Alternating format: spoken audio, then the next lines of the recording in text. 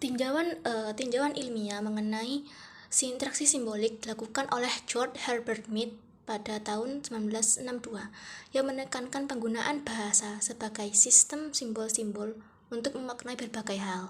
Misalnya saja, teknologi komunikasi seperti telepon genggam tidak hanya digunakan sebagai alat berkomunikasi, tetapi juga digunakan untuk menunjukkan status sosial dari pemakai telepon genggam itu.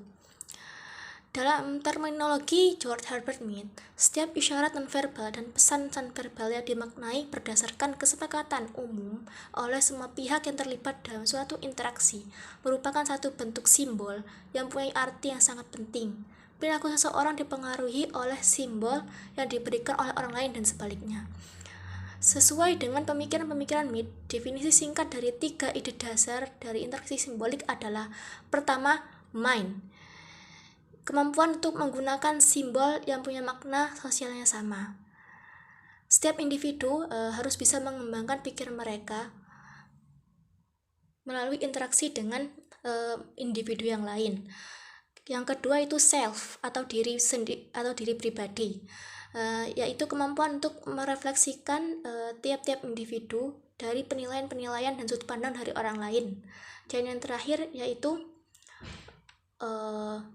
society atau masyarakat, hubungan sosial yang diciptakan, dibangun, dan dikembangkan oleh tiap-tiap individu di tengah masyarakat, sehingga tiap-tiap individu itu mengambil peran dalam proses pengambilan pesan di tengah masyarakatnya.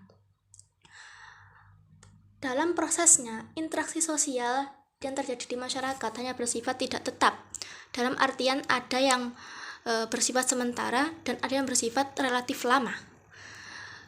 Masyarakat cyber memiliki struktur tersendiri, komunitas tersendiri, dan gaya hidup sendiri.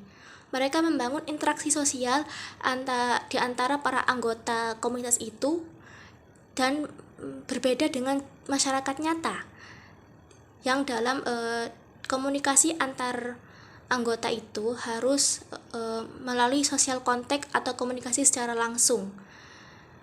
Bentuk dari interaksi yang terjadi berbeda dari bentuk interaksi yang terjadi di masyarakat nyata. Dalam masyarakat cyber, interaksi yang terjalin berbentuk daring atau online atau dalam jaringan dan bersifat virtual. Sedangkan komunikasi yang terjadi di masyarakat maya harus dilakukan melalui antarmuka. Munculnya masyarakat cyber sebagai hasil dari perkembangan teknologi komunikasi menjadikan pola komunikasi turut mengalami perubahan. Budaya komunikasi yang dilakukan oleh masyarakat cyber melibatkan proses-proses interaksi dengan menggunakan simbol-simbol yang dipahami oleh anggota-anggota dari komunitas masyarakat tersebut. Interaksi inilah yang disebut sebagai interaksi simbolik. Dalam prosesnya, masyarakat cyber membentuk budaya dan pola komunikasi sendiri.